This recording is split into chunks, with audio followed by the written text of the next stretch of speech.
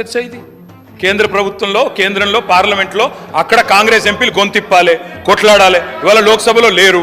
మాకు లేరు ఎంపీలు వాళ్ళకున్నారు నిన్న పంజాబ్ ఎంపీలేమో రోడ్ ఎక్కింది సార్ అక్కడ కేంద్రంలో బడ్జెట్ పెట్టగానే అన్యాయం జరగగానే పంజాబ్ ఎంపీలు రోడ్ ఎక్కి కొట్లాడింది ఇవాళ మీరు ఇక్కడ ఎందుకు పెట్టినో మాకు తెలియదా అక్కడ ఒక్క పైసా రాలేదు కాబట్టి 21 ట్రిప్పులు వేస్ట్ అయినాయి కాబట్టి విమానం ఖర్చులు వేస్ట్ అయినాయి కాబట్టి ముఖం చెల్లక ప్రజల్లో ఏం సమాధానం చెప్పుకోవాలో తెలవక ఈ రోజు ఇక్కడ చర్చ పెట్టి ఒక ప్రహసనంలాగా చేస్తున్నారన్న విషయం మాకు తెలియదా సార్ ప్రజలకు తెలియదా మీరు